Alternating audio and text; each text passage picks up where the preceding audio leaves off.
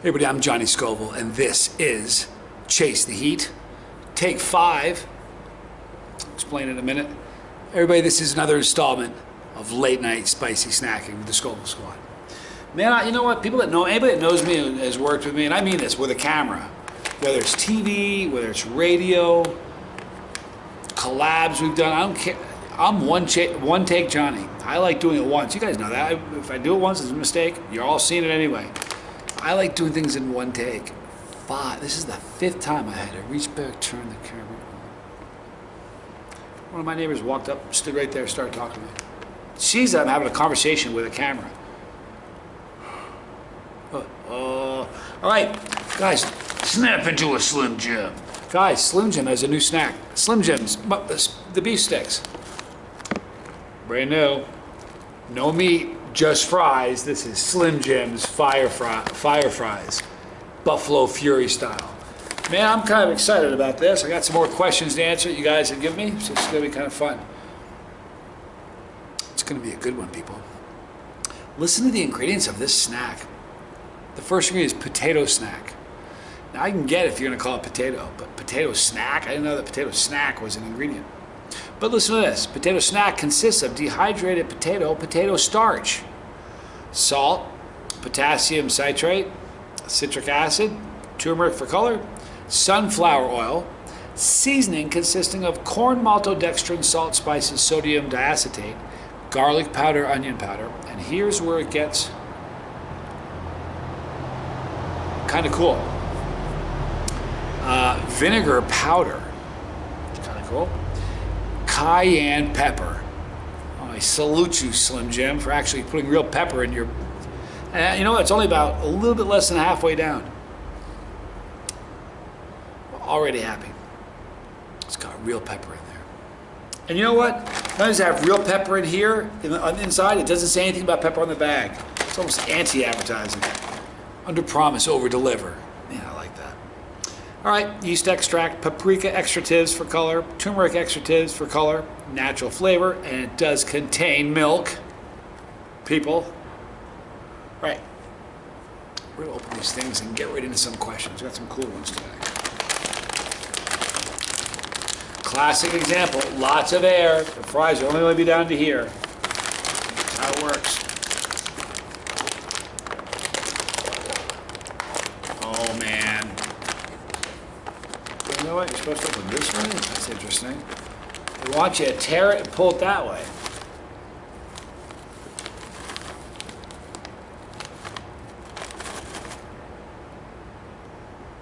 That's a nose full of artificial. Ugh. Just smells like...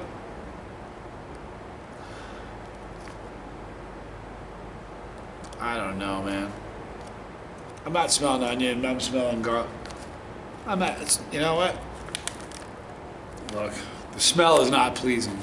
Hey, look, kick on your smell vision. Look. Isn't that weird? It's not onion, it's not garlic, it's not, you know.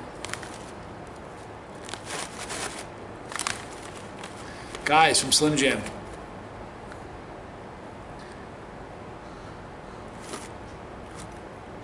Fire fries. Johnny Scoville, this is Chase the Heat.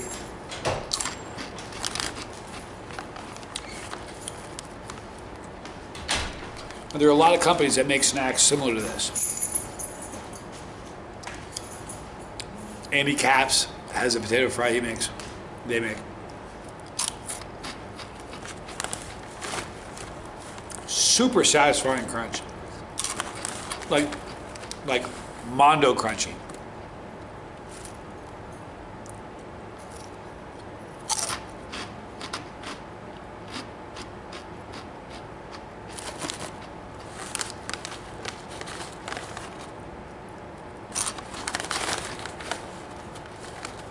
I don't know if I like them. Let me eat 75 more and make my mind up.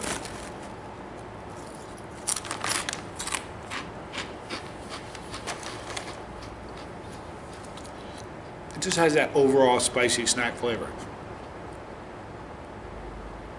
Not really getting garlic, not really getting onion. Gonna eat some more though. Get to some questions. First question.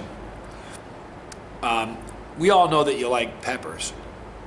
But what food, if any, do you not like? I forgot to write down the name. If that's you, claim it. I don't mind. I forgot to write down the names of who could do these questions. I do like pretty much everything. Well, I'm not sure if I dislike anything. I mean, I've eaten some weird stuff. You guys have seen me eat some weird stuff. Balut. Google that sometime. Surströmming, rotted Icelandic shark. I've eaten some sketchy things. No, those are not normal food items. Normal, everyday food items, there's nothing I don't like. Just being honest. There are certain foods I only like if I'm in the mood for it. Chocolate, believe it or not. If I'm not in the mood for chocolate, it doesn't appeal to me at all. If I'm in the mood for chocolate, you don't know the things I would do for it. But I gotta be in the mood for it. You know, but there's no food across the board I don't like, ever. I mean, weird stuff. Think about it all. So, I like everything. Explanation of my tattoos and any plans for new ones. Got a bunch you can't see. Won't talk about those. This one is a purple tiger, pink tiger. It was grown by Dan Souza. It was a cover-up of a tattoo I didn't want to look at anymore. We'll leave that at that. For a while, every trip I went on, I was getting a tattoo, but I realized pretty quickly as things were taking off, I was going to run out of canvas. I made a deal with my mom that this arm's mine, this arm's hers. So no tattoos on this arm. This arm's kind of covered. So I got a yellow Moruga scorpion there. And that was an actual pepper that, both these were actual peppers that were sent to me. Took good pictures of them and gave them to an artist, and they tattooed it, drew it on me permanently. I got a chameleon here, which is kind of cool. Goes across my chest. Got a big one under here that I got in the Philippines. Sammy, epic tattoo. Epidemic tattoo, excuse me. So he did that one. He also did this one here. This one was the most painful tattoo I ever got. The point here was, you don't know how much that hurt. So that was in the Philippines. I don't remember where I was when I got this one. This is the chemical formula for capsaicin, and if you kind of use your imagination, and it doesn't take a lot, you can see the name Johnny in there. It's kind of cool. I got a blue ring scorpion, a blue ringed octopus over my shoulder here. Plans for more. It's cool that my mom doesn't watch these videos. Yeah, I'm gonna honor the deal. This arm's not getting touched, but this arm, I know what I'm getting. I'm not gonna tell you what the tattoos that I'm getting, but you'll see them. Looking forward to that. When is the documentary coming out? And can I tell you what platform it's on? I can't. I'm really sorry. Signed an NDA. Actually made me sign it 3 times. Like, they didn't trust me the first few times. I haven't told you yet, right? I'm not gonna lie. Put my name on something and sign something and count on it, you know? So I can't tell you what platform it is. I just said it, you just couldn't read my lips. But it's gonna be coming out soon. I was actually met the executive producer of the company who filmed it, messaged me like 3 weeks ago and asked me if he goes, we're getting, you know, he didn't say we're getting ready, but he goes, hey, listen, do you have any nicknames, Johnny? You know, and none of you know my middle name. I'm not gonna release that yet. I don't really have, the only nickname I have is what League of Fire calls me, the Savage. So I told them the Savage, but that gave me, we're getting close. I said, you getting close? Can you give me a date? He goes, I can't give you a date, but they're getting close. So that'd be cool. And in that, it's a, you know, there's a pepper contest. It's kind of cool.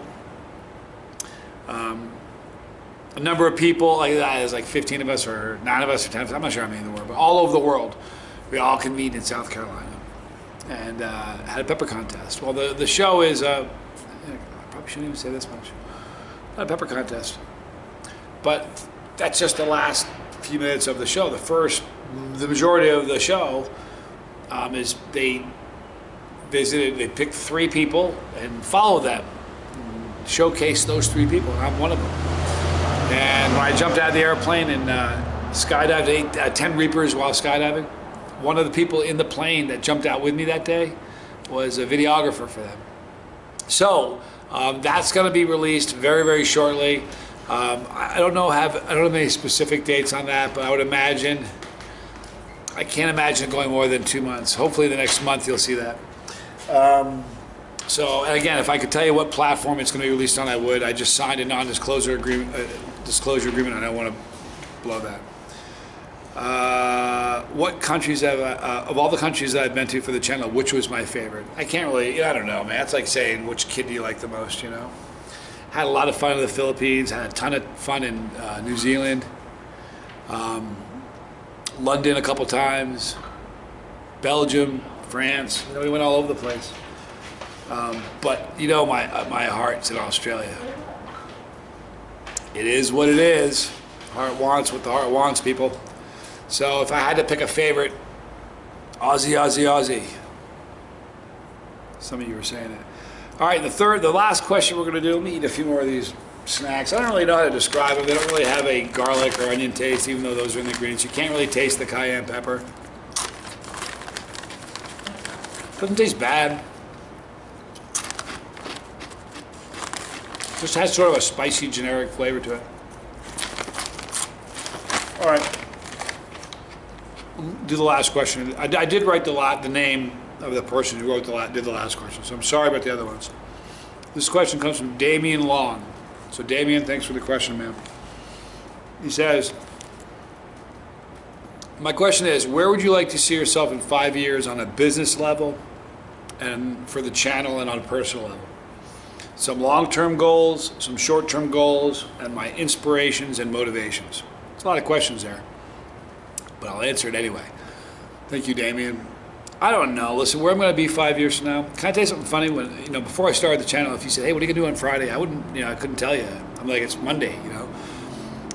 Before COVID happened, my entire year was mapped out. I had 10-country trip I was going on.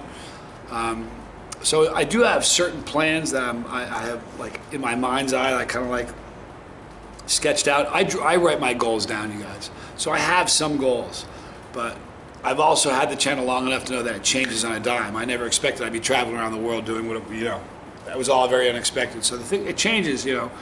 I said for a long time, the channel is a bus, and it's your bus. I'm just the driver of the bus. I have no idea where we're going. I'm just as clueless as you are.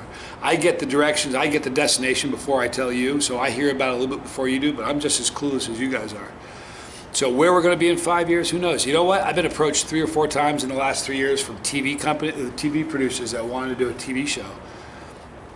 And for one reason or another didn't pan out, which is good because I don't really want to have a boss. I like not having to answer to anybody. I think that's pretty cool.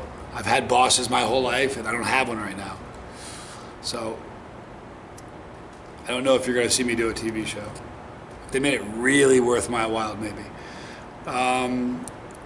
Short-term goals. I do have some long-term goals that I absolutely could, like, just, they're tangible. I can tell you what they are, but I don't want to talk about them yet. Short-term goals, I have some of those too, but those I really can't talk about. My inspirations, that's a good question. A lot of you guys don't know, I don't know if you know who Ted Barris is. Ted Barris had a YouTube channel. He called himself the Fire-Breathing Idiot. That's what he called himself. At one point he had 96,000 subs, and YouTube cut him. I don't know if you guys know this. If you guys get 3 strikes for whatever reason in a 90-day period of time, they drop your channel. At one point I was carrying 2 strikes for a while.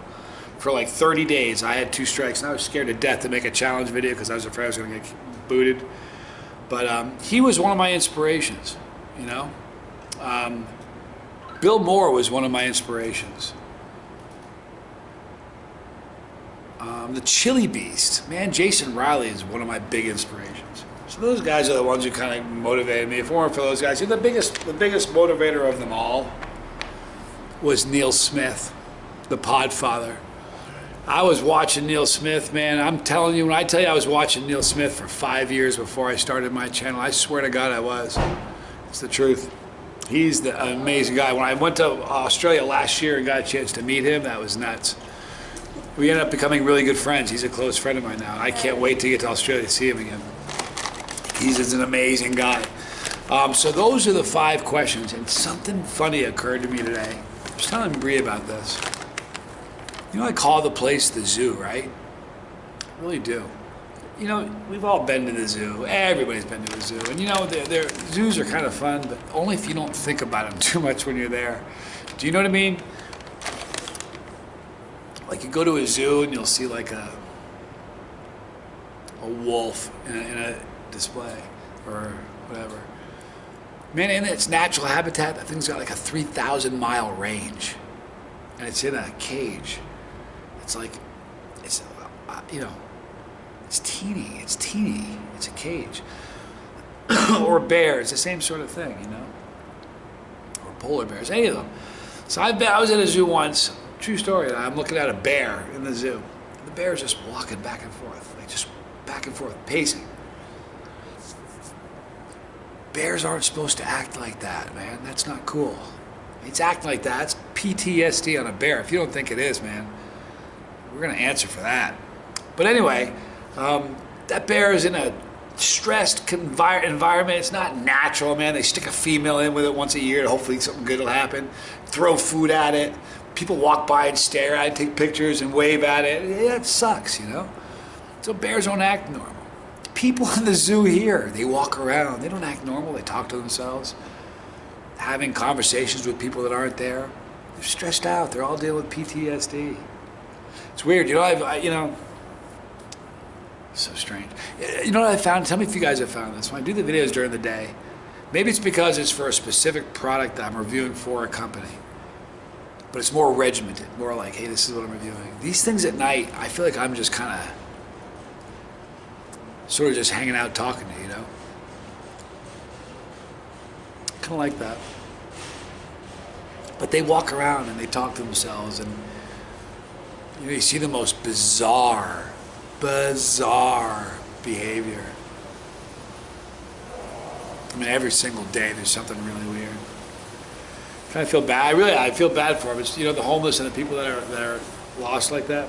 Not to get all heavy and stuff, but you know what? At one point, somebody was holding them in their arms like this, like a little baby, and they were like the most precious thing. Never in a million years thought that would happen. You know? Isn't that weird? You don't think about that. I kind of do. I think the biggest issue with all that's around here is, I think it's basically 3 things. It's mental issues, mental illness, alcohol abuse, and drug abuse. And it's a combination of all those 3. That's what's going on. Anyhow, there, but by the grace of God go I, I'm telling you. So guys, that was my review for Slim Jim's Fire Fries. I don't know, man. They're not really fire. Heat-wise, you know, if you're somebody who doesn't eat anything hot, I'm not going to burn you. I didn't give you a heat rating earlier. For a non-chili, it might be like a 3. If you eat chilies, it's not gonna move your deal. But the flavor is not bad. It's just not what you expect. So that's what it is, people. So we're gonna wrap this thing up. Thank you for hanging out with me. If you got more questions you want answered on the late night snack video, go to the comment section, throw your questions in there, and I'll read them off to you. I'll try to remember the names tomorrow. Sorry about that. Thank you for the guys that are giving me your questions. Appreciate that. Right there, you're going to see a pepper. Click that pepper when you do your part of our family. Click the bell for notification. You'll miss nothing. Right there is Legal Fire. Kind of the WWE for the chili world. You're going to want to feel really, really smart 5 or 6 years from now. Follow them now. You're going to feel like a genius. Right there are 2 relevant videos. I love you. I'm Johnny Scoville. This was Chase the Heat.